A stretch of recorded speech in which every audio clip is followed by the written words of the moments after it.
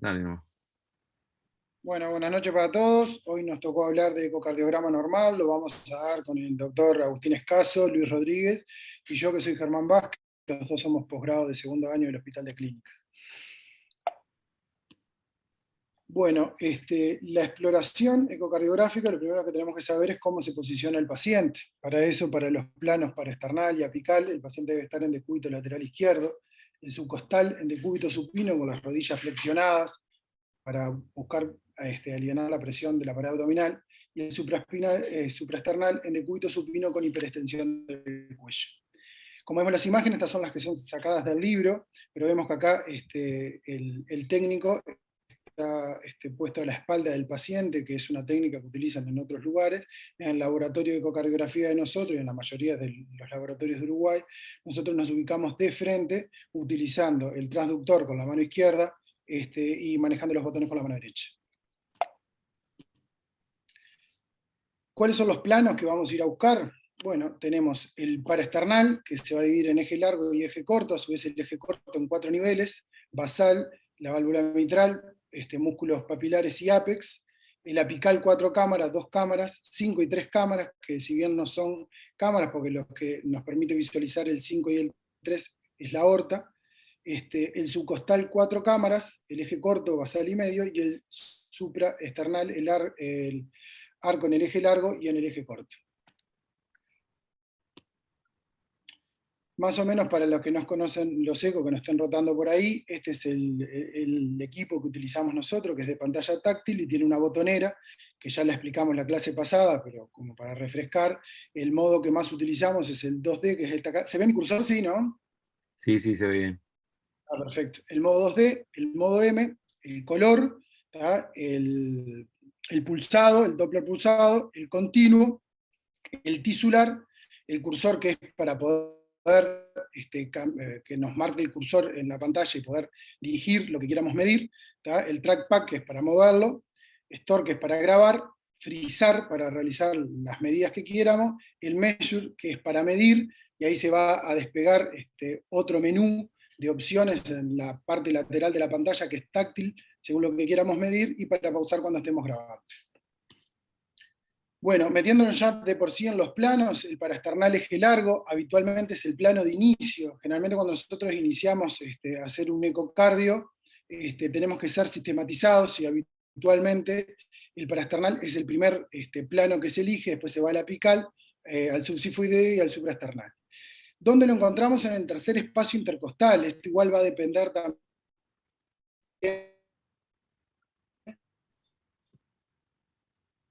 del biotipo que tenga. La marca del traductor apunta hacia el hombro derecho. El eje que va a ser un eje, un corte longitudinal, donde acá vemos una pieza fresca, donde distinguimos lo que vamos a querer ver en el ecocardiograma, que va a ser la aurícula izquierda, ventrículo izquierdo, septum, tracto de salida del ventrículo, aorta y el ventrículo derecho. Recordar que la porción del septum que se ve es la anterior, y la pared del ventrículo izquierdo es la pared posterior. Y esta es la imagen que nosotros queremos verla cuando hacemos el ecocardiograma. Recordar también que el ápex del ventrículo no lo vemos en esta vista habitualmente. ¿Cuáles son las mediciones que vamos a realizar? Bueno, el grosor del tabique, el grosor de la pared posterior, los diámetros internos del ventrículo izquierdo, tanto en telediástole como en telesístole, y los diámetros de la aurícula izquierda. Estas mediciones que vamos a realizar en el eje de largo son muy importantes para después poder calcular la fracción de acortamiento, el grosor parietal relativo y la masa, que con esto a nosotros nos va a dar la orientación si tiene un ventrículo en la geometría normal, si tiene un remodelado concéntrico, una hipertrofia concéntrica, una hipertrofia excéntrica. También nos va a servir esta misma vista para, de forma lineal, ver el tracto de salida del ventrículo izquierdo, para después con el BTI poder hacer otros cálculos que lo vamos a hablar más adelante. Otra cosa importante es que siempre las mediciones que realicemos tienen que ser perpendicular al eje longitudinal del ventrículo. En la imagen central se puede ver cómo se midió el septum, ¿tá? Que en la pantalla del equipo te va a poner la primera medida, ¿tá? Para ir viendo y después queda grabado. Después medimos en telediástole, ¿tá? El diámetro lineal, que la medida tiene que ser perpendicular, inmediatamente por después de la valva de la mitral, hasta la pared posterior y posteriormente la pared posterior. También hay otra forma de hacer esta medición, que es en el modo M. Recordar que el modo M lo que hace es un punto en una línea específica y ver todos los movimientos que se realizan, y según para dónde pongamos el cursor, que es la línea amarillita que se ve acá, en este ejemplo está puesto que va a ver lo que está más cerca del transductor, es lo primero que nosotros vamos a ver en esta gráfica. Entonces acá es ventrículo derecho, aorta y aurícula izquierda. Pero podemos mover el cursor para el otro lado y hacer las mismas mediciones para el ventrículo izquierdo. También en esta vista podemos tirar un Doppler color, ¿tá? Que nos va a permitir ver si hay insuficiencia aórtica o mitral, sabiendo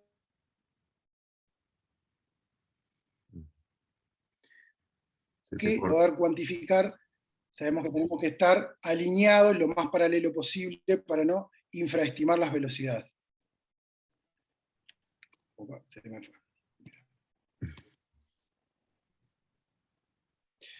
Bien, no sé si querés agregar algo más, Arturo, del eje largo. No, está bien.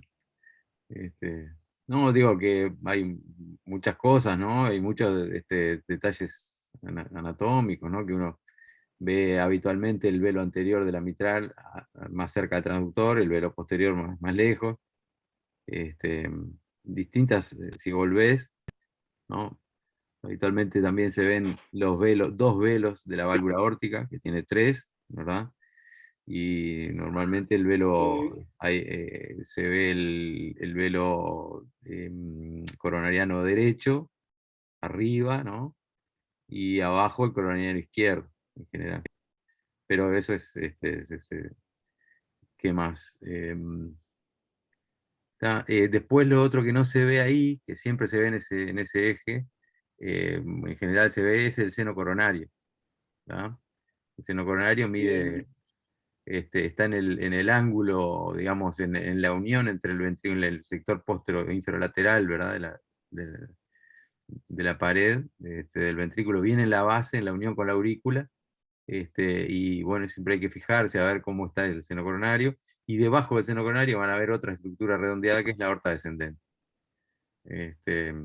Sí. Fíjense que el pericardio es la zona brillante esa, estoy hablando de la pared inferolateral en la foto del medio, ahí va, y hay una zona muy hiperecogénica que es el pericardio parietal, y inmediatamente al lado, un poquito por encima, está el músculo, ¿verdad?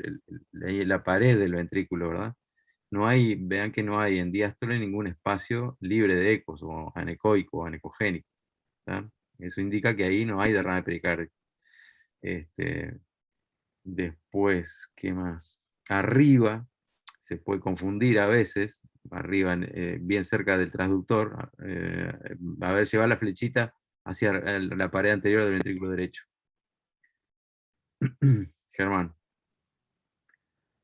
Bueno, No te escuché lo que me dijiste, no, Arturo, se me digo, cortó. no, que arriba, a veces se puede ver un espacio acá libre de ecos que habitualmente, si ustedes no ven nada abajo, este espacio es grasa pericárdica.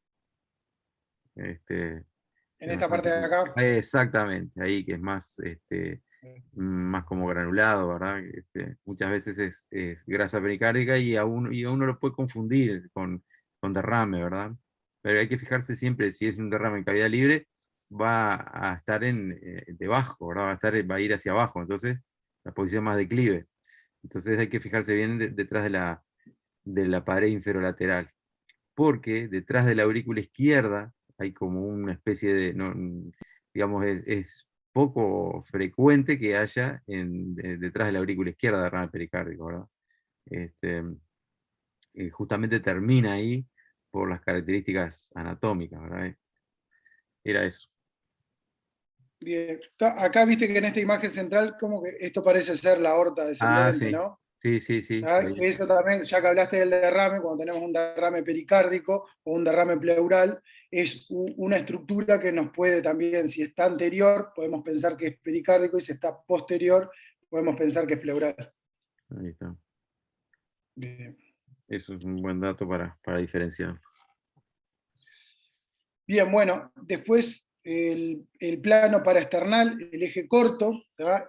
Donde tenemos el traductor, se rota en sentido horario 90 grados, la marca queda hacia el hombro izquierdo, y acá se registran 4 niveles que sostienen basculando el transductor. ¿Tá? El de los grandes vasos, que vamos a ver la apertura de la aorta, las arterias coronarias, algunas veces, otras veces no, la aurícula izquierda, el tabique interventricular, aurícula derecha, válvula tricuspida, tracto de salida del ventrículo derecho, arteria pulmonar.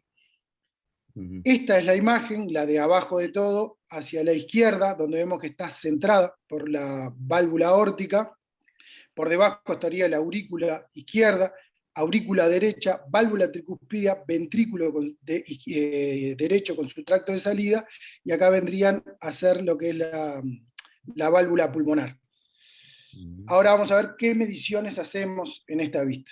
La basal, que es perpendicular a la pared, o sea, el traductor queda a 90 grados con la pared, es la boca de pez, y podemos ver, o sea, es la válvula mitral, y el tabique interventricular, que es la imagen que le sigue. ¿tá? Y después tenemos la zona media, que los músculos papilares.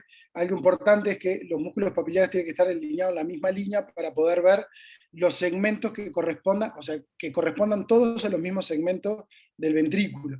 Y la parte apical, que es la parte más distal. Estas dos zonas son las que nos permite ver la contractilidad sectorial del ventrículo izquierdo. Y después tenemos la evaluación de Doppler, ¿tá? Que es como es paralelo al flujo de entrada de la válvula tricuspida, tracto de salida de arteria pulmonar, podemos medir el tiempo al pico. Acá es más o menos para que vean los diferentes planos, dónde es que están ubicados y qué es lo que esperamos encontrar.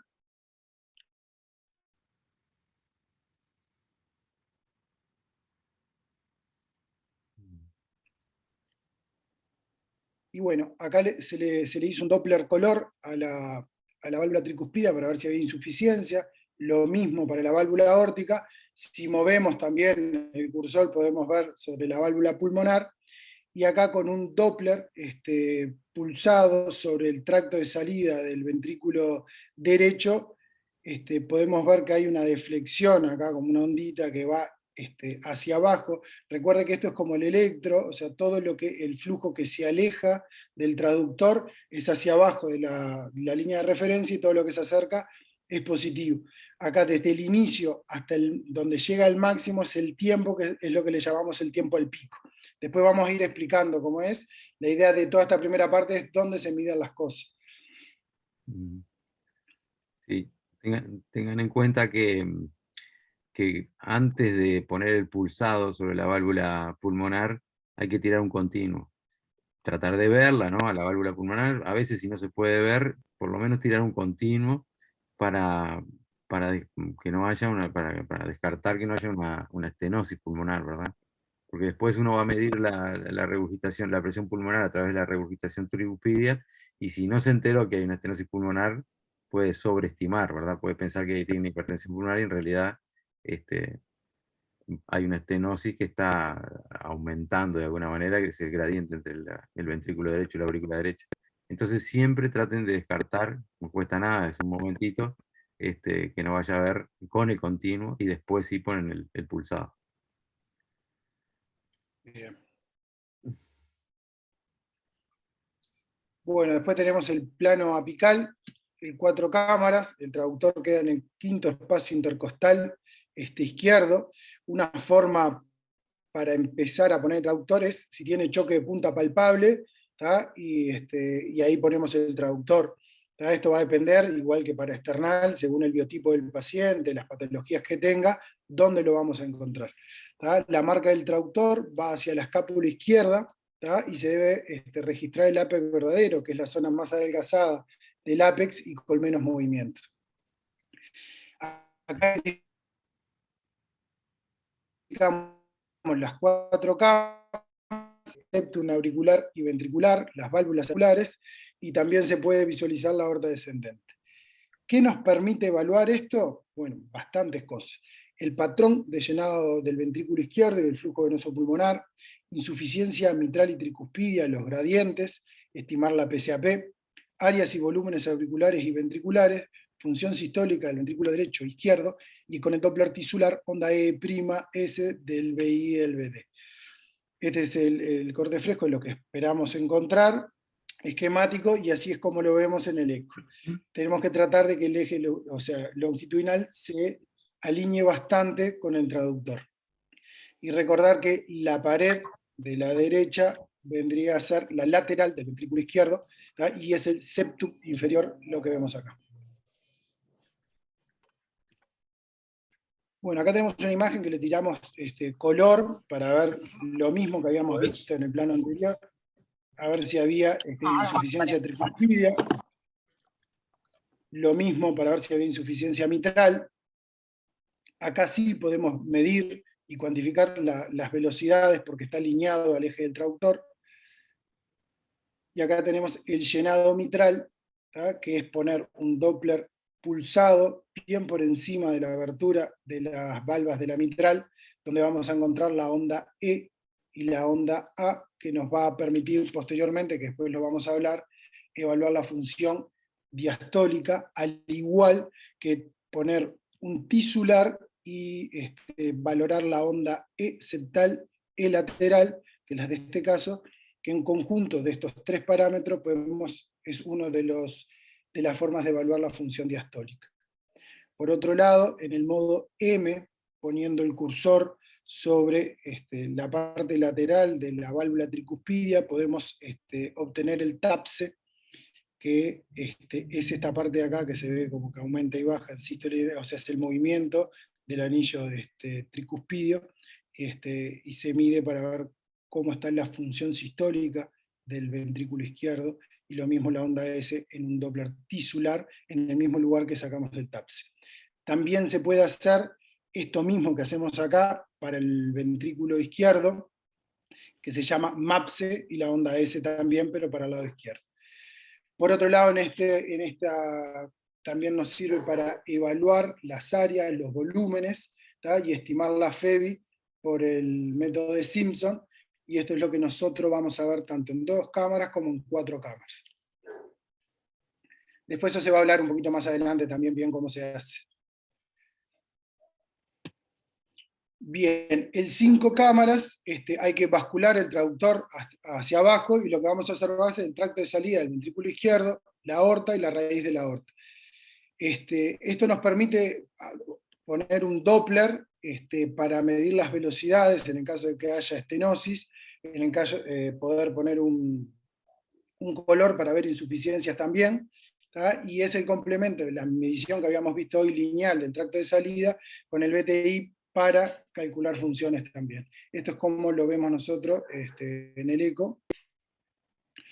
El 2 cámaras es desde el mismo lugar, 4 cámaras que estamos, rotamos el traductor 60 grados antihorario, se visualiza ventrículo y aurícula izquierda, que complementan el estudio de la función sistólica del ventrículo izquierdo, y se puede acá, como se ve en esta parte de acá, visualizar la orejuela izquierda. En el 2 cámaras, la pared que se ve a la derecha es la pared anterior, y la inferior es la que se ve a la izquierda. Esta es una imagen en movimiento, para ver cómo se ve, acá se ven las cuerdas tendinosas, el músculo papilar también, y evaluando FEBI y demás.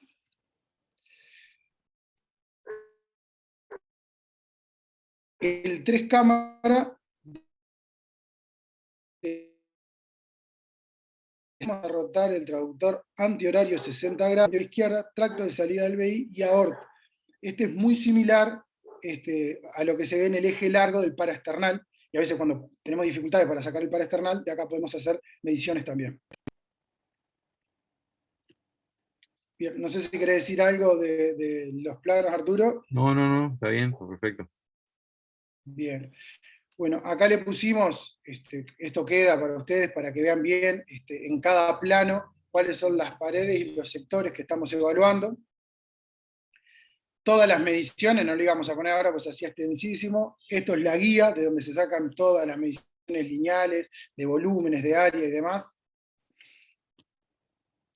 Y bueno, después tenemos el plano subcostal, ¿tá? Que el traductor va debajo del apéndice cifoide, la marca queda apuntando hacia el hombro izquierdo, y se obtiene una imagen de 4 cámaras.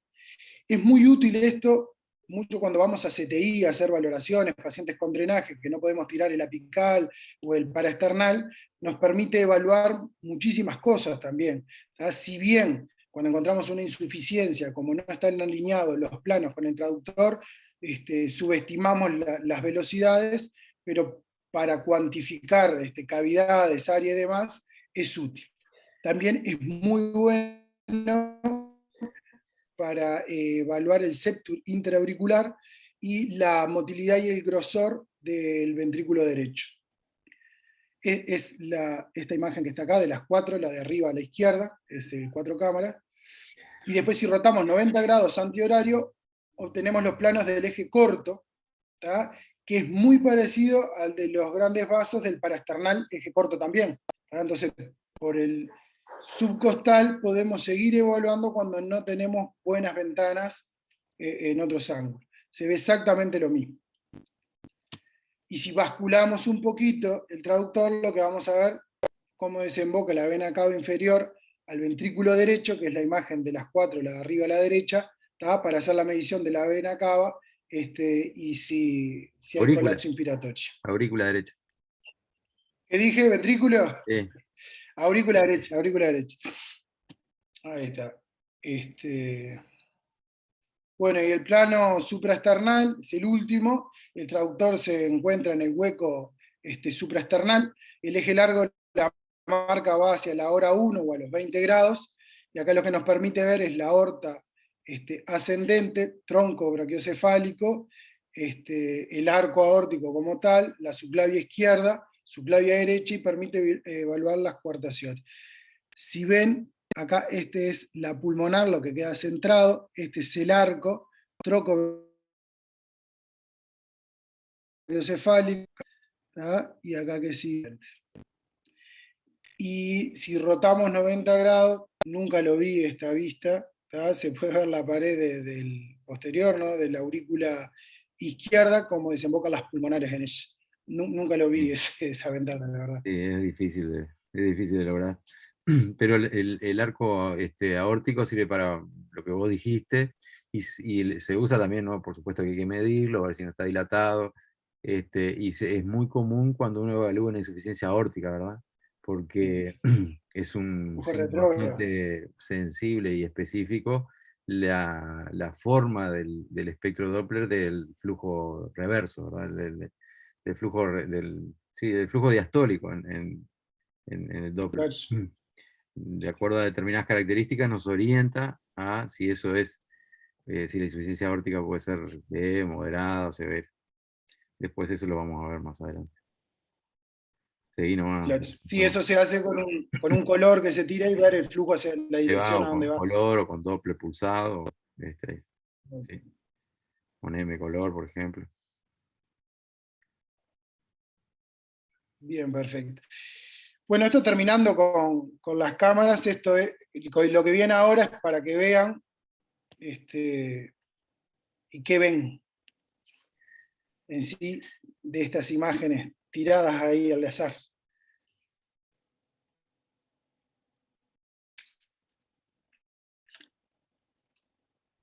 No sé si alguien se anima. Es momento de que escojas un nombre. ¿Vale elegir Arturo Paso o no? A ver, Ramiro. Dale, Ramiro.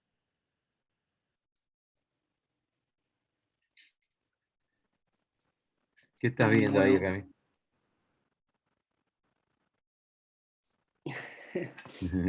bien. La de abajo, O sea, la última de todas abajo es una imagen de un Está. apical 4 cámaras. Sí. Que ahí se ve aurícula izquierda, aurícula derecha, ventrículo izquierdo, ventrículo derecho. La del costado de la foto me parece el mismo apical. Ujú. Mm. Después, la de arriba es un eje, para estrenar eje corto. La de Ujú. arriba contra La izquierda. la derecha. Sí. Y la del medio arriba, no sé, que aunque Parece un eje, un 4 cámaras, algo que, modificado, ¿no? que- Intenta ver las cavidades derechas. bueno, Bien, en sí lo que queríamos mostrar acá, arrancamos con la primera a la izquierda arriba, ¿tá? Este de acá es un paraesternal eje corto, donde se ven los vasos, los grandes vasos, y si se ven acá, que vendría a ser donde está el cursor, la aurícula derecha, se ve que hay algo que se mueve ahí, ¿no? ¿Lo ven? Sí. Está en el 4 cámaras, que vendría a ser lo mismo, esto acá como que divide a esa aurícula, y acá, en el último, de la derecha, que este es un subsifoideo, se logra ver lo mismo. ¿Tá? Eso es lo que es la red de Chiari, ¿tá? Que es parte, o sea, en un 3 a un 4% de las personas mantienen la red de Chiari, y es un hallazgo normal que no se hace nada y no se tiene que poner ningún tratamiento ni nada. Sí está asociado con FOB, ¿tá? Y bueno, a veces también formador de trombos, pero no se anticoagula ni se trata, ¿no? Son vestigios Es un embrionarios. vestigio embrionario, así como la válvula de Eustaquio prominente, ¿no? Que parece que estuviera acá abajo a la izquierda, viste que sale de la cava. Exactamente. Parece una válvula de Eustaquio prominente. Estas dos imágenes que están acá, ¿sí? Abajo a la izquierda y la central, es la válvula de Eustaquio prominente, ¿tá? Que esto es en el periodo embrionario, es lo que permite que pase la circulación fetal a la aurícula izquierda, ¿tá? Y que tiene que ir desapareciendo con la edad, pero en muchas personas se mantiene prominente, que tampoco se hace nada. Y la última imagen, que es una foto, ¿tá? Es una banda moderadora, que nos damos cuenta porque está en el ventrículo derecho, que va desde el septum hacia la pared lateral, ¿tá? Y va de arriba hacia abajo. ¿Tá? Esto como era para mostrarle hallazgos ecocardiográficos que no se hace nada, no lleva a tratamiento alguno. Bien. Bueno, vas vos, Agustín, ahora, ¿no? Hoy yo puedo compartir pantalla. Sí. Vos tenés que salir, me parece, Germán. Salgo.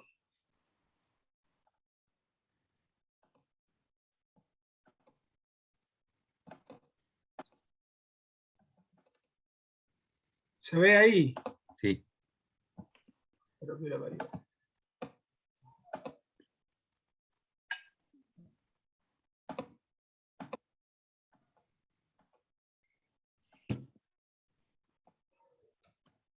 Bueno, yo soy Agustín Escaso, posgrado de segundo año de cardiología, y me toca hablar sobre la función sistólica del ventrículo izquierdo. Esta es una guía de ruta, un poco la idea de los puntos a seguir para mantener un orden. ¿Tá? Primero que nada, hablar un poco de la importancia del tema. Después lo dividí como lo dividí en los libros, tanto Cabrera como el Friedman, en mediciones lineales, mediciones bidimensionales, función regional del BI, evaluación Doppler. Y después hablar un poco de la guía de cuantificación de cavidades que dice que da parámetros para la práctica clínica, ¿no? En cuanto a la importancia del tema, ya sabemos lo que importa la FEBI, es un marcador de pronóstico. Una cosa es, tuve un paciente con insuficiencia cardíaca, con FEBI reducida y otra conservada. También da cambios terapéuticos, por la misma razón. Y lo otro también, hay muchas veces que es, para algunas valvulopatías, es indicación quirúrgica a nivel 1A de evidencia, ¿no? Entonces, hay que darle la importancia que merece el tema. En cuanto a las mediciones lineales, las mediciones lineales lo que van a medir en verdad son distancias nada más, ¿tá? Desde un punto hasta otro, ¿tá? Obviamente que eso trae alguna contra, como es que hay una única línea de interrogación de la función, que eso hace que si, por ejemplo, tenemos un ventrículo izquierdo que la geometría no es homogénea, con una cardiopatía, ya sea cardiopatía isquémica o una cardiopatía dilatada, diferentes tipos de patologías, lo que nos va a dar es que las medidas que tomemos van a depender del punto que lo tomemos, ¿tá? Por otro lado, la ventaja es que es una medida bastante sencilla, ¿tá? Y para ventrículos normales, con geometría normal, que en la mayoría nos va a ser de utilidad. Bueno, entonces, en cuanto al modo M, tenemos el MAPSE, que es como es. El MAPSE es cuando el ventrículo izquierdo se contrae, el ápex se acerca a la punta, ¿no? El ápex se acerca a la base. Entonces, la idea es, en la imagen que está a la izquierda, en el cuadrado, arriba se ve que estamos en un apical 4 cámaras. Lo que hay que hacer a la unión de la mitral con el ventrículo, ¿no? Y ahí, acá abajo tenemos la excursión de la válvula. Corregime, Arturo, cualquier cosa. Sí, sí, está perfecto. ¿Está? Eso por un lado. Por El otro lado, movimiento tenemos de la ese punto a lo mitral. largo del tiempo. Exactamente. Mirando esto, podemos ver cuánto se acerca la mitral al ápex. Por otro lado, tenemos esta otra imagen de la derecha. Arriba se ve, se ve lo que se veía en la ecografía, ¿no? Lo que hacemos es tirar también un modo M, este es en un parasternar eje largo, ¿tá? A las válvulas de la mitral, ¿no? Entonces, en un ventrículo que se contrae bien, lo que deberíamos ver es que la válvula de la mitral se acerca hacia el tabique, tanto cuando se acerca al tabique. En este caso lo que podemos ver acá es que, bueno, este paciente justo tiene una FEBI disminuida de 25%, entonces se ve que queda lejos, ¿no? Porque acá arriba está la pared libre del BD, ¿no? Acá está el BD, esta línea corresponde al tabique interventricular, ventrículo izquierdo y mitral. ¿Me ven la flechita, no? Sí, sí, se ve bien.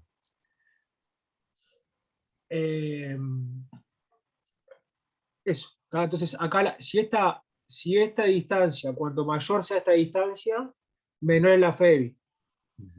Es decir, es eso. ¿Está? Está bien.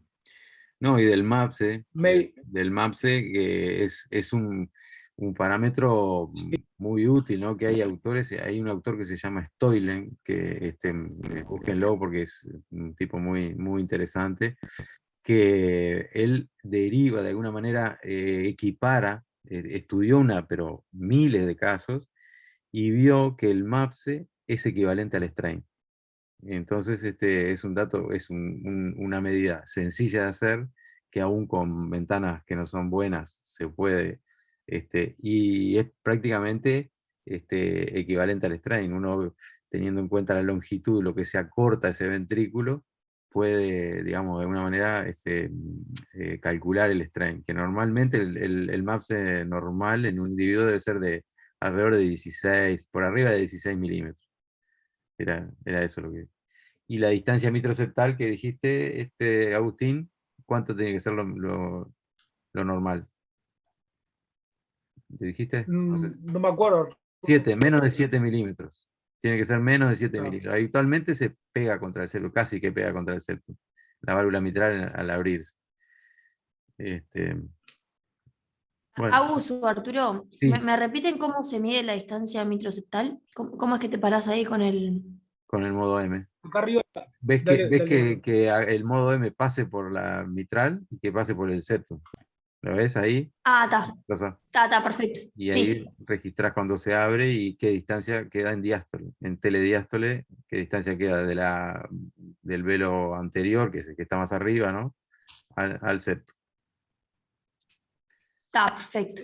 viste que es un paraesternal eje largo, ¿no? Está acá arriba. Sí, sí. La aurícula, y ahí tiraste, acá está el tabique, lo tirás ahí, y acá está la válvula mitral. Y el modo M, ahí donde me dice. Y el modo M tira la línea nomás y mide todo lo que hay en el transcurso. Son todos nomás como para parámetros tirar. semi-cuantitativos, pero que son herramientas, ¿no? Que uno puede usar cuando hay muchas veces que uno le queda la duda de cómo, cómo está la función de ese ventrículo. Así Ah, que, perfecto. Claro. Sí, perfecto, gracias. Bueno, las mediciones bidimensionales, el segundo punto, es lo que usamos más, me parece, nosotros todos los días, y ahí lo que usamos, lo que vamos a medir son áreas y volúmenes, ¿no? Entonces, ¿qué se puede medir con las mediciones bidimensionales? La fracción de acortamiento a partir de un parasterral eje largo, como mostró hoy Germán las fotos, ¿tá? Ahí vas a medir el diámetro sistólico el diámetro sistólico del BI y el diámetro diastólico del BI. ¿Tá? Y con esos, y esos son valores de referencia que se utilizan. Eso es a partir del parasterral eje largo, que es lo que hacemos siempre primero. Y después vamos a calcular la fracción de eyección, ¿tá? Que es a partir de una apical 4 cámaras, ¿tá? Que es lo que explicó también Germán hoy temprano, que lo que se hace es que el método que se hace es el Simpson o la regla de los discos, que lo importante de este método es conseguir el apex verdadero, ¿tá? Que ya explicó Germán cómo es, que es la parte más fina, ¿tá? Y donde el eje del ventrículo izquierdo es mayor. ¿Tá? Si no, podemos estar infraestimando. Después tenemos, y después el cálculo lo hace ya el software bueno. Y vieron que el método de Simpson se creó porque como no hay una fórmula que pueda ser útil para una elipse truncada, digamos, que es el ventrículo izquierdo, una elipse como trunca, o como ese volumen no tiene una fórmula, el volumen que tiene el ventrículo izquierdo no tiene una fórmula como una esfera, por ejemplo, que se puede aplicar un volumen. Entonces lo que se hace es dividirlo en una cantidad de discos, y el disco sí tiene una fórmula, que se puede, esos volúmenes de los discos tienen una fórmula, y entonces en diástole y en sístole se hace la sumatoria y se puede sacar, derivar de ahí los volúmenes, tanto diastólicos como sistólicos. Esa es un poco la razón del SIMS. Bien, y después está el eco 3D, que bueno, da información más precisa sobre el volumen del ventrículo izquierdo, ¿tá? Se compara también con la resonancia nuclear magnética y es mejor en los ventrículos que son irregulares. Yo no voy a hacer mucho, pero eso. Después está la fusión regional del ventrículo izquierdo, ¿tá? Que es la fusión regional del ventrículo izquierdo es, hasta acá estamos viendo global, o sea, fusión es global. Acá vamos a dividir el ventrículo izquierdo, 17 segmentos, y vamos a ver cómo se comporta cada uno dentro de cada uno. ¿Tá? Entonces, dos cosas nada más de esto, que el método que se usa es la evaluación visual, ¿tá? Que lo que vamos a ver es el engrosamiento parietal, y hay veces que va a haber motilidad de los segmentos, pero es arrastrado por unos segmentos que están al lado y andan bien. ¿Tá? Por eso lo que más importa ver es que engruese la parte esa del miocardio. Un 20%. Se han usado sistemas de puntuación que se suma del 1 al 4 según los niveles de motilidad de la contracción normal o hiperquinesia a disquinesia, que suma 4 puntos. En cada uno de los 17 segmentos se suma, ¿tá? Y eso te da un número que en verdad, cuanto mayor es el número, más enfermo está el miocardio, pero bueno, eso en verdad no se usa mucho. Y después, por último, hay anormalidades regionales que son en ausencia de enfermedad arterial coronaria, ya sean enfermedades como miocarditis, Takotsubo, y después también otras muchas, bloqueo de rama, las sístoles, que todos te pueden dar alteraciones que son diferentes a la cardiopatía isquémica. No, lo único que quería comentar nomás, que normalmente se tiene que engrosar el 20% la pared entre la diástole y la sístole, ¿no? 20%. Eso es la normoquinesia. Cuando hay hipoquinesia, porque se engruesa menos del 20%, y hay que fijarse en el engrosamiento, no el desplazamiento, ¿verdad?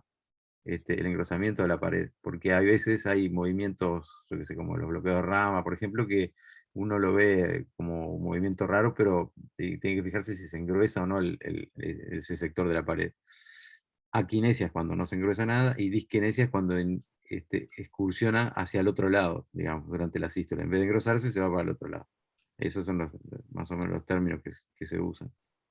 Y lo otro que es interesante es que fijarse si hay esos segmentos están irrigados por arterias, ¿verdad? Y hay segmentos que son patrimonio de determinada arteria. Por ejemplo, la cara anterior, el septum anterior, el ápex son patrimonio de la descendente anterior, que irriga el 75% del ventrículo izquierdo. Y por eso es tan importante y tan, digamos, comprometida la función cuando hay un infarto de A proximal, a diferencia de cuando hay, por ejemplo, un infarto de circunfleja, que es mucho menos notorio. Y también la derecha y la circunfleja tienen sus territorios propios, con ciertas variantes normales, pero también, ¿no? Entonces hay que tratar de identificar si las alteraciones evocan un territorio vascular, porque eso nos puede poner en la pista de un diagnóstico que es de cardiopatía isquémica. Dale, seguí nomás, Agustín. Continuando un poco con la evaluación de la función general del ventrículo izquierdo, está el IVT, ¿tá? Que es la integral velocidad-tiempo, que acá arriba, en la imagen acá arriba a la derecha, mostramos cómo se mide el IVT. ¿Tá? Este es un 5 cámaras, perdón, y lo que se hace es, se pone un continuo en el tracto de salida. ¿Tá? Entonces ahí, esto al igual que el electrocardiograma, cuando se aleja del traductor es negativo, ¿tá?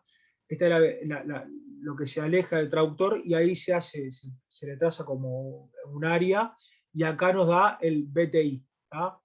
Con el BTI, si tenemos el radio de la aorta, que lo podemos sacar para externar el eje largo, el radio de la aorta o el tracto de salida, perdón, ya podemos calcular el volumen sistólico, que es el área por el IVT. ¿Tá? Lo que importa acá es que el radio, como ven, es la medida del área que tengamos, del radio que tengamos, se van a elevar al cuadrado y nos van a afectar bastante. Es así, Arturo, ¿no? ¿Cómo decís? Claro, que en verdad esta fórmula, el principal error que se da para calcular el volumen sistólico a partir de esta fórmula es que está dado por el error que tenemos cuando medimos el radio del tracto de salida. Claro, sí. Es de los problemas que hay cuando uno calcula volúmenes o cuando va a estimar una estenosis aórtica. Es de los errores más comunes la medición del tracto de salida, porque nosotros tenemos una visión bidimensional y el tracto de salida es un círculo, ¿verdad? Es tridimensional. Y entonces muchas veces no es un círculo, es ovalado, y que eso se ve sobre todo en ventrículos hipertróficos, y eso lleva a errores. Por eso el 3D es mucho más exacto para evaluar el tracto de salida y para medir el área. Y el Doppler, vieron que lo que hace el Doppler es registrar los flujos de los glóbulos rojos. Entonces, desde el inicio de esa señal que ven como una punta ustedes, está registrando todos los flujos durante la sístole de la eyección aórtica, ¿no? O del tracto de salida del ventrículo izquierdo, digamos. Entonces, el área bajo esa curva, la sumatoria de todos esos flujos, es el área bajo la curva. Y eso es el flujo total a través del tracto de salida. Si uno multiplica el flujo por esa área, le obtiene un volumen, ¿no? Que es el volumen latido.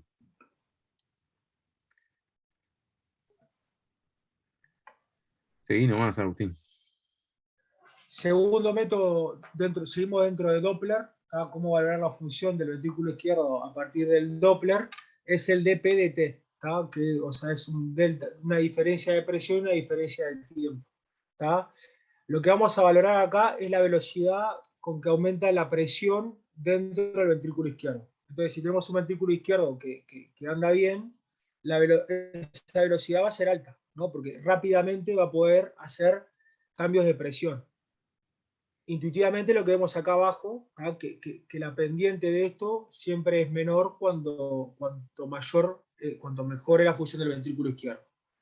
Ahora, ¿cómo se hace para calcular esto? Bueno, lo que se hace es en 4 cámaras, ¿tá? el paciente tiene que tener un poco de insuficiencia mitral, ¿no, Arturo? Como decís, sí, claro, tiene que tener. Sí, Tiene que tener un poco de insuficiencia mitral, si no, no se puede hacer. sí, sí. Entonces lo que se hace se le pone el cursor al nivel de la insuficiencia mitral y se le hace un continuo, un Doppler continuo. ¿Tá? Ese Doppler continuo nos va a dar esta gráfica de acá abajo. Voy a hacer una gráfica. ¿Tá? Y lo que se hace es, lo que dice acá, la velocidad máxima es 1 metro por segundo y la velocidad máxima 2, que son 3 metros por segundo. Es decir, se mide el tiempo, desde que está en 1 metro por segundo hasta que está en 3 metros por segundo. Ese va a ser el delta T, ¿tá? Que es este que está acá abajo, delta T. Después, arriba va el delta presión, que como calculamos la presión, tomamos por sentado que es 32 milímetros de mercurio, porque según las velocidades que hay va a ser esa. Y después se divide delta P, que sería 32 dividido 33 milisegundos, y ahí nos da 1000 más o menos, que es lo que está acá arriba, el de PDT de 1000. ¿Tá? Acá vamos viendo cómo cuando el de PDT va bajando, significa que le cuesta más, levantar esas presiones, ¿tá? Es decir, que la fusión es peor. No sé si quedó claro, o si quieren lo intento explicar de vuelta de otra manera.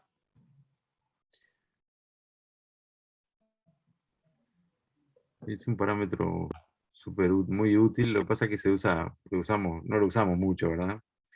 Así como, por ejemplo, ahora que yo estaba mirando la señal de la insuficiencia mitral, también se puede usar esa señal para medir la presión de la aurícula izquierda. ¿Verdad? Uno resta la presión sistólica al gradiente de presión final o pico de la insuficiencia mitral y puede tener la presión en la aurícula izquierda. Si no tiene otros, es una forma, ¿verdad? de evaluar. Bueno, no sé. Y bueno, perdón. No, los veo muy callados ahí, no sé con qué les parece. Ustedes interrumpan nomás, ¿eh? Interrumpan, pregunten si quieren. Y logré que se entienda el DPDT, que con lo que me costó entenderlo a mí, ya me quedo contento. No, es que creo que lo han ido explicando bien. Igual el más enredado de todos es el delta P, delta T, pero la forma en como yo lo entendí cuando lo estábamos discutiendo hoy es que entre más rápido se llene o más rápido levante la presión, está mejor. Y Está entre más mejor. tiempo se demore en llenar, se entiende que va decayendo la Exacto. función. Exacto, es así. Y eso es un parámetro de función que es bastante más independiente que la FEBI digamos, las condiciones de carga. Entonces es un parámetro se dice de fase no eyectiva o más independiente de las condiciones de carga, lo cual es muy bueno, ¿verdad? Porque la FEBI puede variar con las condiciones de carga, pero este parámetro es más estable, digamos.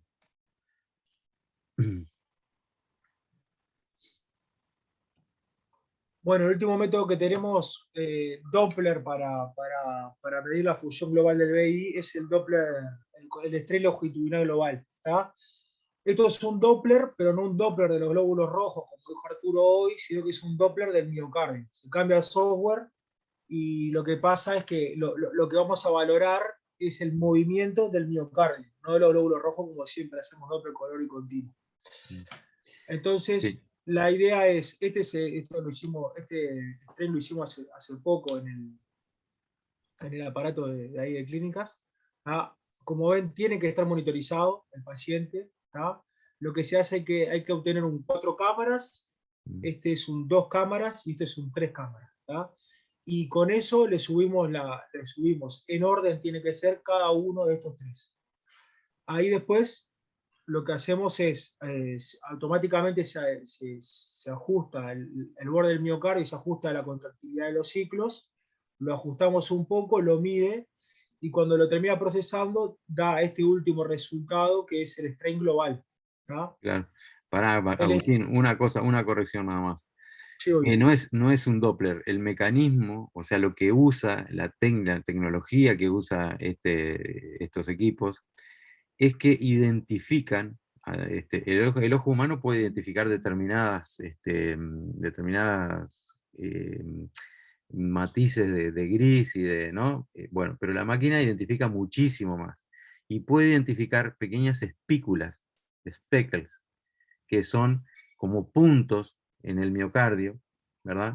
Y entonces ahí los rastrea, pero no es un Doppler, rastrea esos puntos, esa tecnología rastrea puntos y en distintas direcciones, ¿verdad? A diferencia del Doppler, que uno tiene que estar alineado y eso, acá puede rastrearlo en sentido perpendicular, igual, no importa. Esa es la ventaja del speckle track, eso se llama speckle tracking, rastreo de espículas. Es la ventaja que tiene con respecto al Doppler, que antes sí existía el strain evaluado por Doppler. Pero la tecnología que usamos ahora habitualmente es esas espículas, por eso se llama speckle tracking. Era eso. Ahí va. Bien, Arturo, gracias. Y bueno, y después lo que dice la guía es que lo normal es que tenga una deformación del menos 20%. Y eso que sea negativo es porque cuando lo que hace es una diferencia del movimiento, ¿no? Entonces, cuando está alargada la fibra, es decir, en diástole, va a ser mayor el tamaño que cuando está en sístole. Entonces, por eso, cuando hay una contracción normal, la deformación sistólica del miocardio va a ser negativa, ¿no, Arturo? Claro, claro. Sí, hay una fórmula ahí que tiene que dar negativo. Ahí va. Y bueno, y después para terminar, estas medidas que estamos hablando y eso, ¿qué dice la guía de cuantificación de cavidades que hay que usar y cuáles son los parámetros que nos recomiendan que usemos? Bueno, en cuanto a la función global del BI, tenemos que ver la fracción de acortamiento, la fracción de eyección y el estrés longitudinal global. Y por otro lado, con la función regional del BI, hay que hacer la segmentación del BI en 17 segmentos, hay otros tipos, y hay que hacer la evaluación visual, no hay por qué hacer la evaluación cuantitativa, ¿no? Ujú. Y acá trajo un poco, después en la guía están todas las medidas, pero acá hay un poco las Agustín, medidas y eso. Bien, perfecto. Agustín, solo un comentario, que bueno, vos Diga. lo dijiste hoy antes, más temprano, pero creo que lo pasaste ahora, de que la importancia del strain longitudinal, Mm. Decirlo nomás. de que se utiliza como factor pronóstico, porque en muchas situaciones se ha visto que se altera antes incluso que la FEBI. Entonces, por ejemplo, en pacientes, en las situaciones que más lo utilizamos nosotros en el hospital, en los pacientes oncológicos, para darle seguimiento a ver si tiene cardiotoxicidad en la evolución del tratamiento. Claro. Y uno puede derivar la FEBI del strain también multiplicando por 3. El strain que le dio, multiplicarlo por 3 y tener la FEBI. Es una forma también de... este, sí, Bueno, Luis, sirve sobre todo en un control longitudinal de un paciente, ¿verdad? Paciente que viene recibiendo quimioterapia y uno lo evalúa siempre en la misma máquina y en forma seriada ese paciente. Eso es bastante útil. La amiloidosis también, en el patrón de... Hay patrones de strain, por ejemplo, la amiloidosis tiene un patrón bastante característico, la miocardiopatía hipertrófica tiene un patrón bastante característico. Por ejemplo, la hipertrófica apical es al revés de la amiloidosis. La hipertrófica septal, asimétrica, ¿no? La más común, tiene disminuido el strain a nivel de la zona más engrosada, que es el septum. Este, sí, hay la cardiopatía isquémica también, puede tener un patrón de una distribución vascular. Sí, es útil también en eso.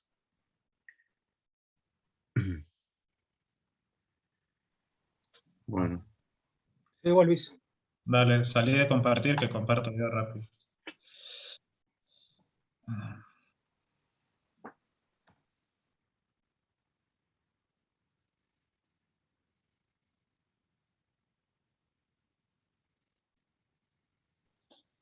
¿Se mira? Sí. Bueno, ya para concluir, ya vimos más o menos la dinámica para hacer o realizar un ecocardiograma normal, luego la función sistólica y ahora para concluir la función diastólica. Esto es como un pantallazo, ¿verdad? No pueden sustituir esta clase con ir a hacer una buena lectura tanto de Feigenbaum, Cabrera o cualquier literatura que ustedes se quieran guiar. Esto es como para más o menos una idea grande de... Bueno, comenzando.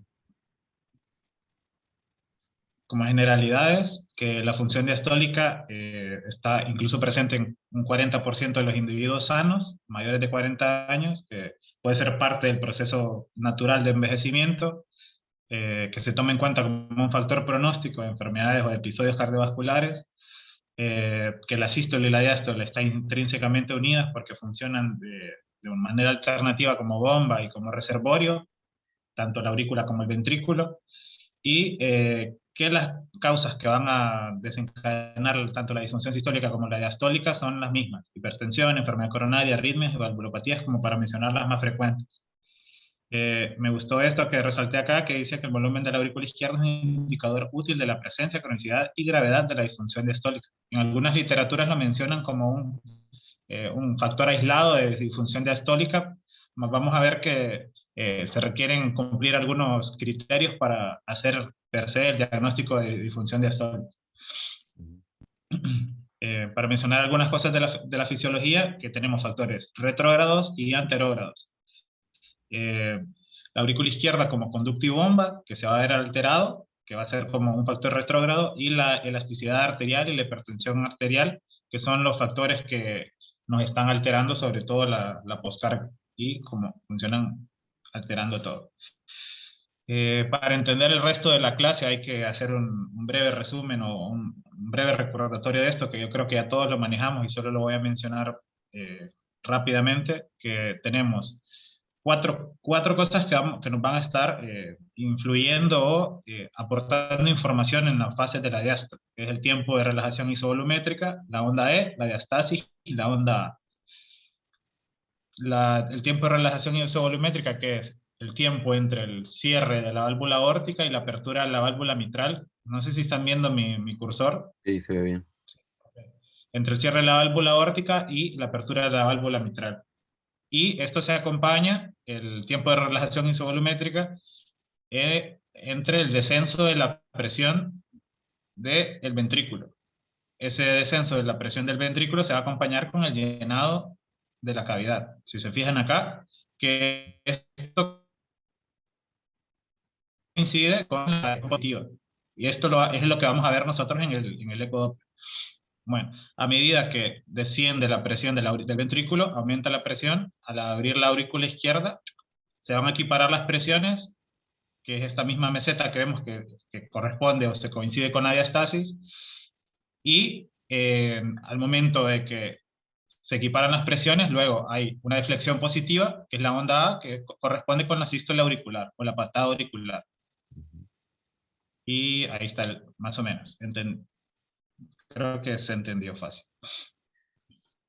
Bueno, aclarando, por si no lo entendieron, que el transporte de sangre de un reservorio a otro, que es el llenado diastólico, que depende de la creación y mantenimiento de un gradiente de presión entre ambas cámaras, y que se da tanto por disminución rápida de la presión del ventrículo izquierdo, que es el tiempo de la relajación isovolumétrica, por debajo de la presión de la aurícula izquierda, que esto es lo que podemos entender como una succión por el descenso rápido de esa presión, y luego puede ser, si no es succionada, puede ser empujada por la válvula a través del aumento de la presión en la aurícula izquierda, que corresponde con la sístole auricular. ¿Se entendió eso? Sí, sí. Bueno, perfecto. Todo eso se puede evaluar, ¿viste? Todo eso, ahora en los últimos años ha surgido distintas técnicas, como es el strain de la aurícula, que puede evaluar cada fase. Aparentemente la que más tiene valor pronóstico es la fase de reservorio de la aurícula izquierda, ¿no? Que se puede evaluar muy bien con el strain, incluso se pueden medir los tiempos de Y hay estudios que están saliendo sobre la mecánica, digamos, de la aurícula izquierda, a la que se está poniendo mucha atención, ¿verdad? Claro. Fase de reservorio, perdón, al decir fase de reservorio, hace referencia, Arturo, a cuando todavía no se Porque había lo que abierto la pasa que mitral. lo que pasa que la aurícula tiene distintas fases, ¿no? Tiene una fase de reservorio, una fase de conducto, Fase de bomba. ¿eh? Ah, claro. Y después Fase de una bomba también. fase de bomba, y es la patada auricular, ¿no? Que es la última. Cada Claro, una o de sea esas que la de fases, reservorio. la de reservorio aparentemente es la que cuando uno informa un strain auricular, lo que informa en realidad es el strain en esa etapa, ¿no? En esa fase. Bien. Que tiene determinados valores normales y patológicos. Y bueno, eso. Bueno, continuando con el tema por acá. Se ha tratado de hacer o dividirlo en fases, la difusión diastólica. Ujú. Se ha tratado de diferenciar en grados, para que sea más fácil, de las ventajas que se menciona, para que sea más fácil. A su manera también hay limitantes a esas ventajas, que no existe una progresión clara en la difusión diastólica, que son una constelación de parámetros hemodinámicos y fisiológicos, por lo tanto no se puede utilizar de una forma solo un parámetro para medir la difusión diastólica, y que obviamente es un estado dinámico y complejo. Puede empeorarse o mejorar rápidamente dependiendo de muchos factores, que por eso traje y resalto acá en la parte inferior, que dice que, y lo voy a leer textual, que un estudio Doppler se realiza en un instante tiempo, y ese estudio solo podrá describir en qué punto se encuentra el paciente en ese preciso momento, pero no dónde estaba ni hacia dónde se evolucionará. No sé si se entiende, pero a mí me gustó mucho esa aclaración porque, o sea, no puedes solo con un parámetro definirlo, tenés que ver en qué estado hemodinámico está el paciente, la presión, la precarga, poscarga, muchos factores. La frecuencia cardíaca también, si está en FA, si está en un ritmo sinusal, todo eso te va a estar contribuyendo para, dándote información para hacer un diagnóstico o no de disfunción diastólica. Vamos a ver cómo va a influir en todas las mediciones que hacemos para evaluar este parámetro. Los grados, que se dividen en normal, en llenado prolongado, lento o relajación prolongada, que es el grado 1, la pseudonormalización, que es el grado 2, y el llenado restrictivo, que es el grado 3. Arrancando con la normal se define como el llenado completo y eficaz del BI a presiones fisiológicas. Es decir, tanto presión aurícula izquierda como BI están funcionando normal, que no se necesita de una presión auricular izquierda anormalmente alta y que el BI puede llenarse por completo, sin aumento de interventricular o interdependencia ventricular, interauricular ventricular. Bueno, recordando acá que no lo mencioné, pero el primer tercio de la diástole se produce el mayor llenado, que coincide con la succión o el tiempo de relajación isovolumétrica, que aquí lo escribo de nuevo, que es la succión ventricular, que corresponde a la onda E, que ya lo había dicho. La onda E', que es el movimiento del anillo mitral, cuando el BI se expande para acomodar el flujo que está llegando, y este se va a medir en el Doppler tisular. Y la sístole auricular, que corresponde a la onda A, que es una cantidad mínima de sangre o lo restante que queda, el volumen en la aurícula que va a ser expulsado hacia el ventrículo. Acá vemos la onda E y la onda A con sus relaciones. Siempre la onda E es mayor. O sea, esto es lo normal. La onda E es mayor que la onda A. Y deben mantener una relación no mayor del 50%, según. Y acá está la onda E', y la S, que también la vamos a ver en otras situaciones. Como disfunción de grado 1, relajación lenta, prolongada o prolongación del tiempo de relajación, vamos a ver que la anomalía es la primera anomalía diastólica que se presenta, y es por la pérdida del retroceso elástico, es decir, el BI se está volviendo rígido en esta situación, y la onda S va a ver disminuida acá. Por tanto, se va a dar un retraso en la apertura de la válvula mitral y se aumenta el tiempo de relajación isovolumétrica, es decir, el tiempo que teníamos entre el cierre de la válvula aórtica y la apertura de la válvula mitral va a estar aumentado. Y el gradiente entre la aurícula y el ventrículo obviamente se va a reducir, lo que va a generar una prolongación de la deceleración, o sea, una pendiente de la onda E. En esta imagen anterior vemos que la onda E aumenta y decrece hasta un 0, a una basal. En la relajación prolongada, este tiempo se va a alargar o se hace una pendiente, que ya vamos a ver. Bueno.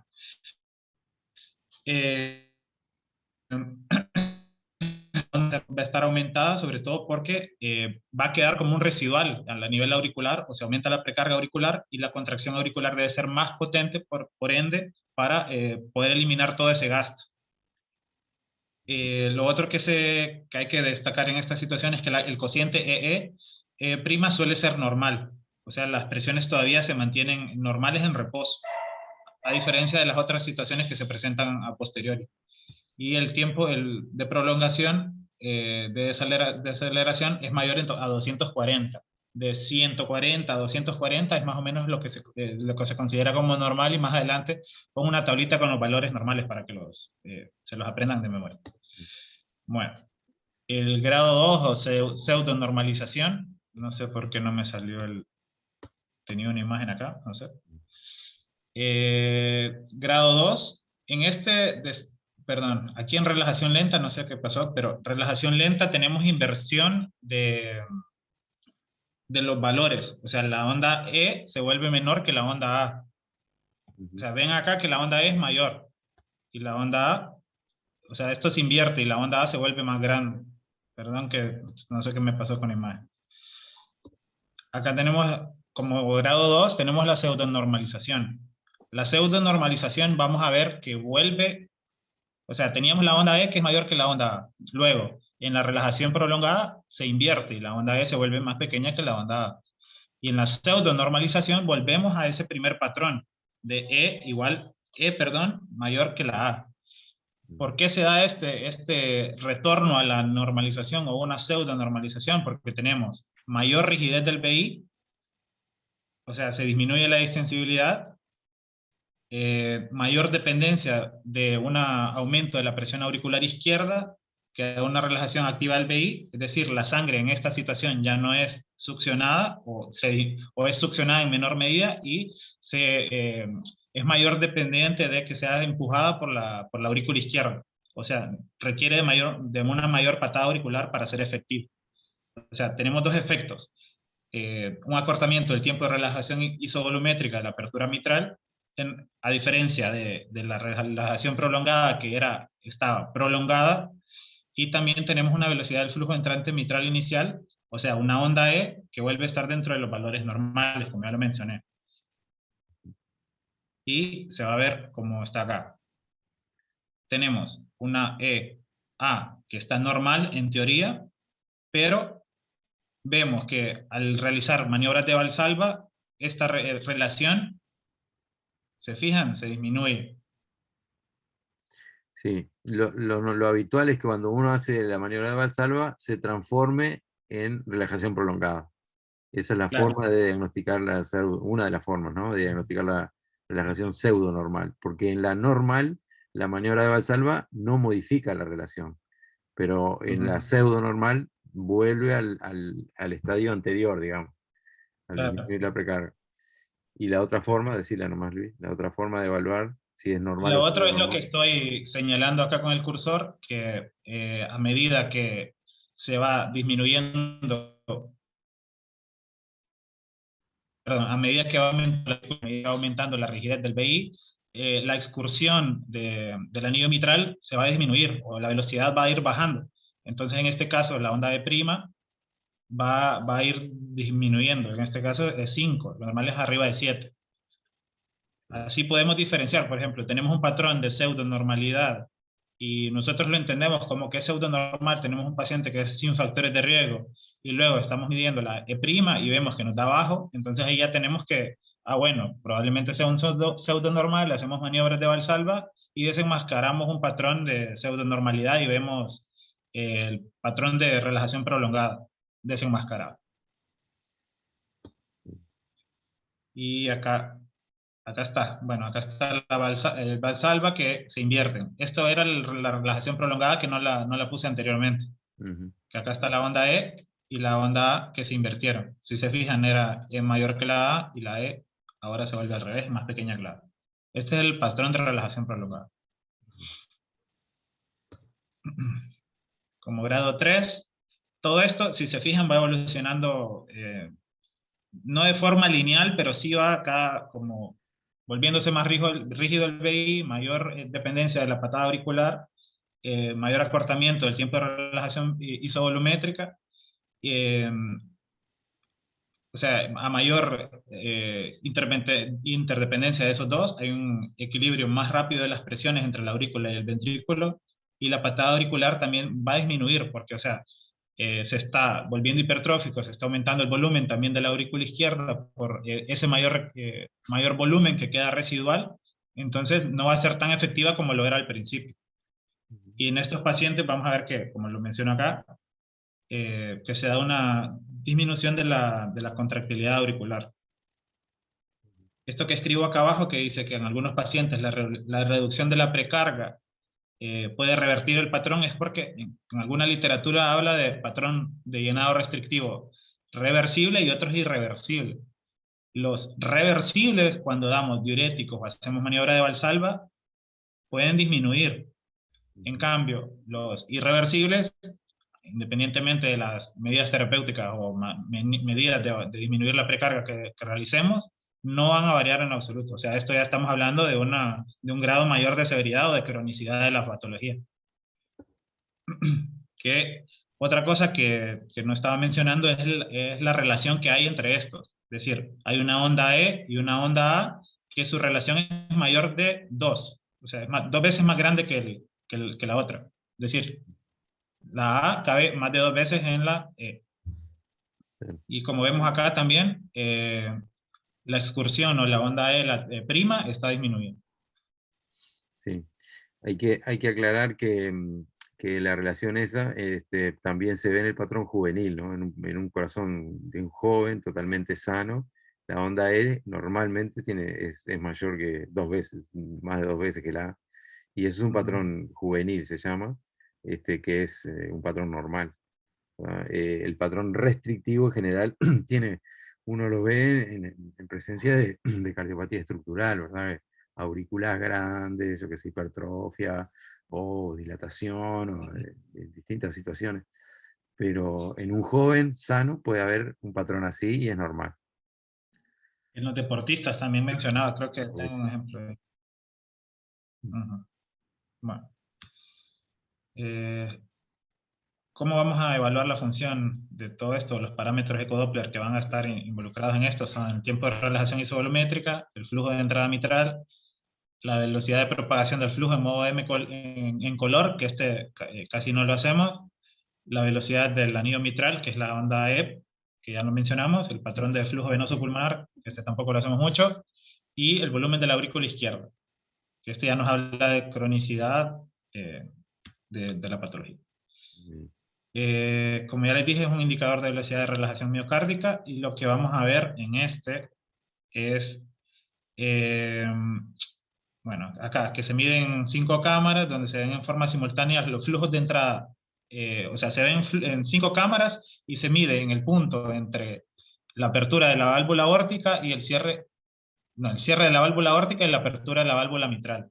Tenemos que en un punto medio coincidente de esos dos. Y se va a medir acá. Se fijan, aquí el cierre de la válvula aórtica, acá este espacio, y acá es la apertura de la válvula mitral. Este tiempo es el que nosotros vamos a medir, y es el que va a variar dependiendo de todo lo que ya les mencioné atrás. El flujo de entrada mitral, que es el parámetro más importante para la evaluación de la función diastólica, que lo medimos en 4 cámaras. Ya lo mencionó Germán cómo se mide. Acá vamos a ver la onda E, la onda A y el cociente EA. Otras cosas que vale la pena mencionar es que el tiempo de desaceleración de la onda E va a estar inversamente proporcional a la rigidez del BI. Es decir, a mayor rigidez, mayor tiempo para desacelerarse la onda E. O sea, está más comprometido. Que diversos factores van a influir en este llenado. O sea, vamos a ver muchos patrones de llenado. O sea, si tenemos taquicardia sinusal, se va a cortar el tiempo. Si tenemos un bloqueo AB, si tenemos FA, porque vamos a ver un patrón monofásico. Normalmente tenemos dos, la onda E y la onda A, pero si tenemos FA, vamos a ver solo una onda. Valvulopatía mitral también por estenosis o insuficiencia. Y acá vemos la onda E, la onda A, y este es el tiempo o la pendiente que vamos a estar viendo. Si hay algo que quieras decir, Arturo, solo me frenas, que no sé si voy. Bien.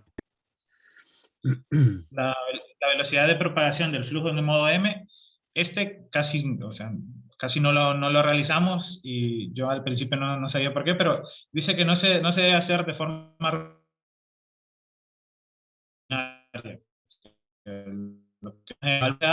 y el flujo que va a generarse a través de ella, y lo vamos a medir durante toda la diástole, y midiendo el modo M con el modo color, y se va a medir el contorno de la válvula desde la apertura de la válvula hasta la punta del ápex del BI, si es posible, en caso de que esté. Y acá, ¿esto a qué va a determinar? Va a ser un determinante de la velocidad de la relajación miocárdica o el retroceso elástico. O sea, vamos a ver qué tan rígido está el BI. Y es un gradiente de velocidad de la base del ventrículo izquierdo hasta el ápice, como les mencioné.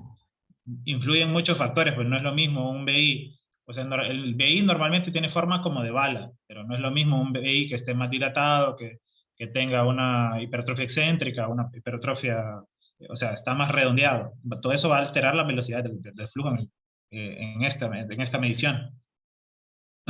Y lo otro que acá se recomienda que esta velocidad de propagación nunca se use aisladamente, por eso ahora, supongo que no se lo medimos, y solo se usa cuando hay un BI dilatado con una función sistólica reducida. En los pacientes que tienen FEBI conservada no nos aporta mucho.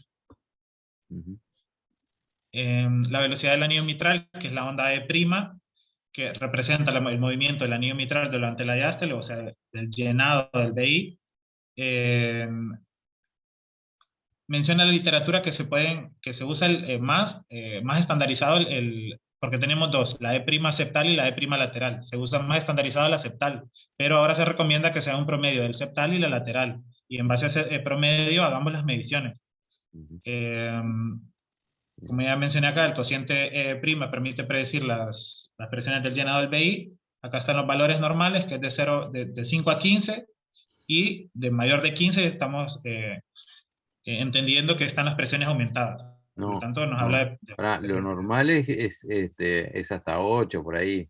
Entre 10 y 15 hay una zona gris, ¿no? Hay una zona gris que uno no puede decir qué presión tiene, y de 14, 15 para arriba, ahí sí está aumentada. Sí. No sé. Hay una zona gris que uno debe usar otros parámetros para evaluar. Pero entre 10 y 15, no sé si, o 8 y 15. Está bien, corrijo eso entonces. Sí. No sé dónde saqué esos valores. Y acá están las mediciones, que el septal, que ya lo mencionó Germán, cómo lo medimos, o a dónde lo vemos. Esta relación me gustó ver, o sea, es más fácil de entender, creo yo, porque acá tenemos el flujo de entrada mitral normal. Y acá está que vemos que hay mayor velocidad o movimiento a nivel del anillo mitral. Y a medida que aumentan las presiones del flujo de entrada mitral, se van a reducir el movimiento. O sea, por eso se entiende lo de la normalización y pseudonormalización. O sea, a mí se me hizo más fácil entenderlo viendo esto. Ya casi vamos terminando. Patrones del flujo venoso pulmonar, que es la velocidad del flujo, o sea, la cantidad de sangre o el flujo de sangre que está llegando a la aurícula izquierda o el llenado auricular. Se mide en 4 cámaras. Dice que es una de las mediciones más difíciles de realizar, que se tiene que ayudar del Doppler color para tratar de identificar las pulmonares que están llegando a la aurícula. Va a constar de 3 componentes: la onda S, está dividida entre o la onda sistólica, la onda diastólica y una onda retrógrada, auricular retrógrada. Esto es cuando coincide con la sístole auricular, porque una porción de cuando se realiza la sístole auricular se va para las pulmonares, que es menor, pero siempre hay. Y este cociente, lo más importante es el cociente SD. Este cociente SD, o sea, este cociente se va a ir disminuyendo y se va a ir acortando o disminuyendo la fracción de la sístole que es efectiva, es decir, la cantidad de sangre que es eyectada hacia el ventrículo. Y se va a ver aquí como, creo que esto está en relación con lo que habías dicho vos, Arturo, que es que los jóvenes sanos tienen una alteración y que la distensibilidad también va a ser otros factores predisponentes para que se vea alterada.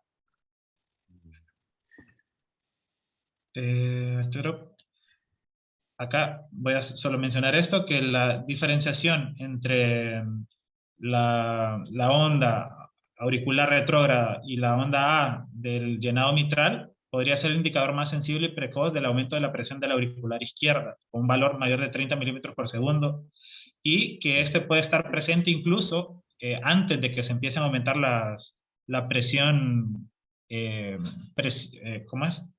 Antes de que se empiece a aumentar, per se, el volumen de la aurícula izquierda. Entonces es un factor como predictivo.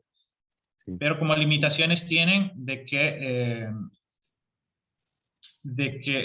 es difícil evaluarlo, como ya los mencioné, que es uno de los parámetros más difíciles, que depende de la frecuencia cardíaca, del estado hemodinámico, del intervalo PR, de la insuficiencia mitral y otras cosas. Uy, acá está. Vemos la onda S, la onda D y la onda auricular retrógrada. Lo normal es esto, que sea la onda S un poco más grande que la D, pero a medida que se presenta la enfermedad, se van a ir invirtiendo la relación. Luego, ya casi para terminar, el volumen de la aurícula izquierda, que como ya les había dicho, que la expresión, el simple hecho de la expresión o aumento de la aurícula izquierda nos habla de disfunción diastólica crónica, o es decir, una cronicidad de ella, que tiene un valor diagnóstico y pronóstico, que ya sabemos que se mide, en qué plano se mide, que va a estar siendo afectada por la valvulopatía mitral, ya sea por la estenosis o por la insuficiencia, porque el simple hecho que tengamos una valvulopatía se va a ver aumentado el volumen, obviamente, y que el aumento del tamaño de la aurícula izquierda es morfológica, la presencia de ella. Acá para recordarles las mediciones, que tenemos dos formas para hacerlo, en el eje lineal o por área. Sí, Las maniobras de Valsalva. Lo que se recomienda es informar en términos de volumen, ¿verdad? Haciendo un 4 y Claro. 2 cámaras y como una especie de Simpson, así, o de asumir un Claro. volumen. Y siempre se deben indexar, creo que acá Indexar salté. Siempre se deben indexar, o sea, se tiene que hacer en base al área de superficie corporal del paciente. Entonces es importante que siempre que lleguen los pacientes, preguntarles la altura, el peso, indexarlo. Igual eso nos va a servir para, no sé si lo mencionó, no lo escuché creo Germán al principio, para ver lo del RWT y el peso también, la masa del ventrículo, y en base a eso ver si tiene hipertrofia excéntrica, hipertrofia concéntrica, la severidad de la misma. Otra cosa que no sé si comentaron, pero nunca asuman, digamos, tengan en cuenta la insuficiencia mitral cuando van a evaluar una función diastólica, porque si hay insuficiencia mitral significativa, las ondas E y todo eso no tiene valor, ¿verdad? No, para evaluar tiene mucho valor, pero no para evaluar desde el punto de vista de la diástole. No pueden asumir que esos valores son por disfunción diastólica o por lo que sea. Si hay insuficiencia significativa, ¿no? Mitral. Pues la onda E puede estar muy alta, pero es por la insuficiencia mitral y no traduce, o sea, no pueden sacar conclusiones en relación a la diástole. Así como tampoco si hay calcio en el anillo mitral, el tisular pierde valor, ¿verdad? También pierde valor en esas situaciones. O si hay prótesis mitral, el tisular pierde valor. Hay que saber también en qué momentos uno puede usar estos parámetros, ¿verdad? Adelante lo menciono, hago un mini resumen. Ah, está. Perdón. Pero está bien que lo menciones. Bueno, la maniobra de Valsalva que manipula la precarga, es decir, disminuye la precarga, y que vamos a ver en la normalidad que esto solo es para como, recordar o para afianzar lo que hemos hablado antes, que el cociente EA no varía, es decir, la relación se mantiene, y que en una pseudonormalidad sí va a variar enormemente. Disminuye o se invierte el cociente EA, y en el caso de un patrón restrictivo que no va a variar. Acá está la misma imagen que habíamos puesto antes. Ya para concluir, estamos en las últimas diapos, que el enfoque integral de la disfunción diastólica. ¿Cuál es el enfoque integral? Que fue lo que les mencioné casi al principio. Que ningún parámetro puede usarse de forma aislada. Se debe saber si se trata de FEBI normal o reducida del paciente que estamos evaluando la disfunción diastólica. Que un paciente con difusión, esto es como una máxima que se mencionaba en el libro, que un paciente con difusión sistólica se entiende per se que la función diastólica siempre estará alterada también, y que la cuestión clínica es si las presiones de llenado están aumentadas o no en estos pacientes, y en caso de estarlo, hasta qué punto van a estar aumentadas. Acá es como un esquemita que está para ver si tenemos o no disfunción diastólica, y que menciona que deben por lo menos estar 3 presentes. O sea, si tenemos menos de 2, no, mayor de 3. De estos 4 que se mencionan acá, que están escritos, 3 de ellos deben estar presentes para decir que tenemos disfunción diastólica. Esto es en pacientes con FEBI normal. Y podemos ver que vamos a ver estos 4 patrones. Acá están los valores para que ustedes los repasen después, que son los valores que normales. ¿Te puedo contar una pregunta? En la diapo de atrás. Solo una. Ajá. No, en la de más atrás.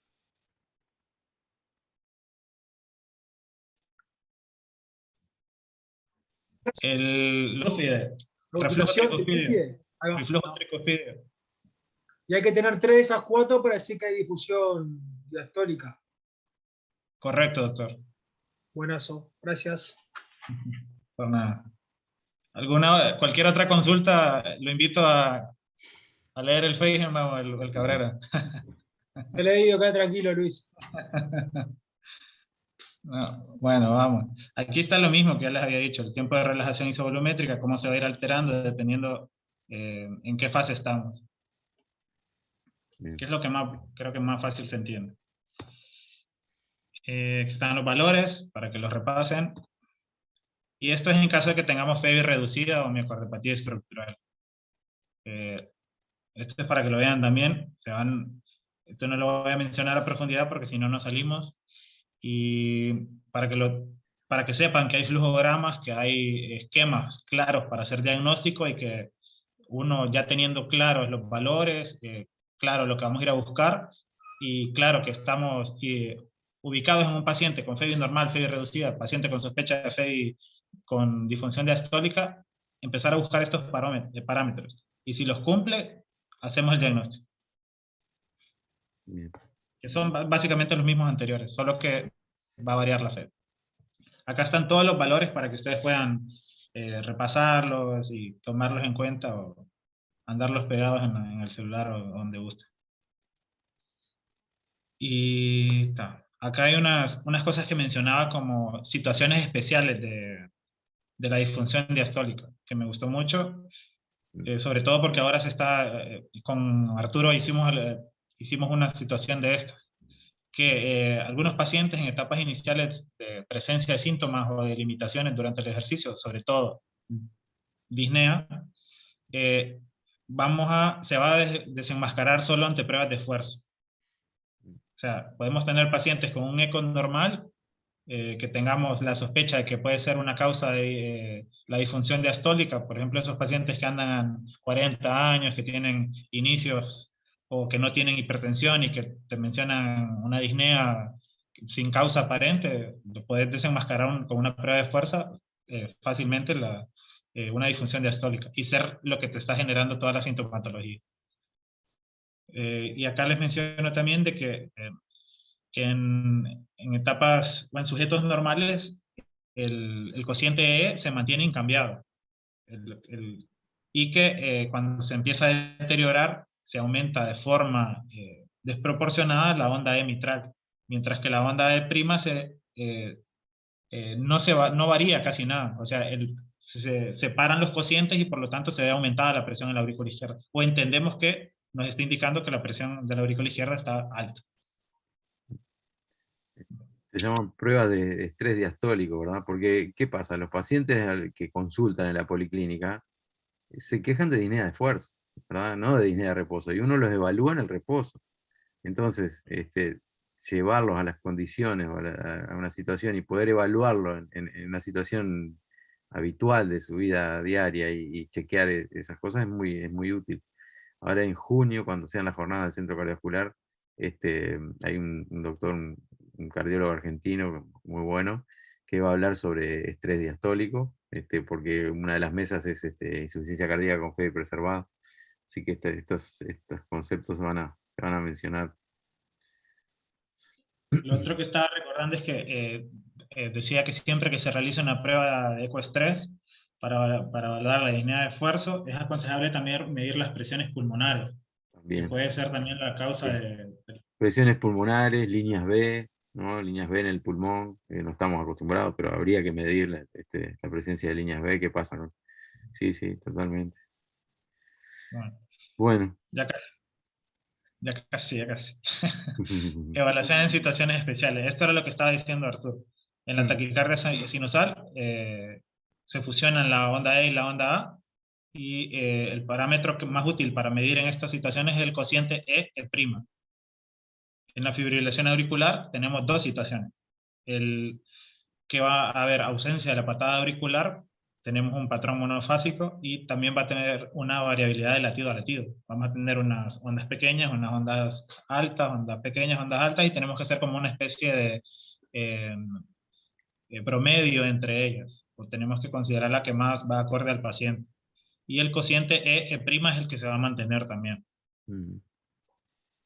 Acá en la valvulopatía mitral, que era lo que estabas diciendo, que en el caso de estenosis, la presión diastólica del BI va a ser normal o baja, mientras que la presión de la aurícula izquierda va a estar aumentada, obviamente por todo lo que tenemos en retorno, en retrógrado.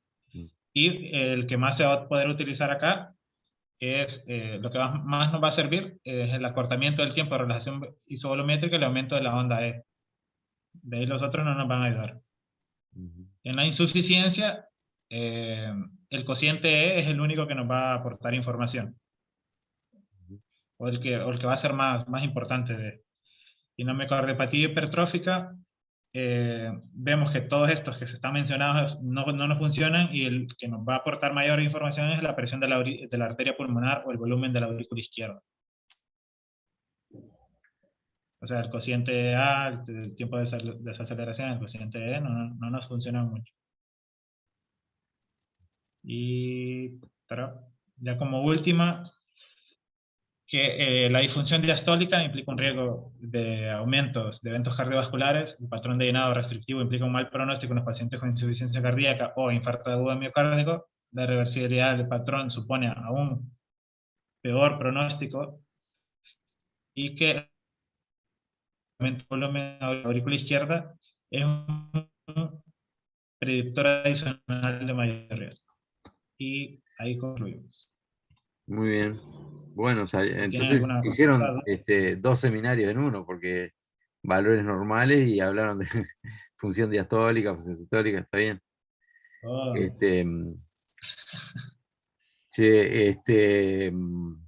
Bueno, me parece, me quedó bien, a mí me gustó. No sé al resto qué le pareció. Tenemos dentro de 15 días pericardio, ¿verdad? ¿Hacemos el pericardio dentro de 15 días? Gracias, Luis Pablo.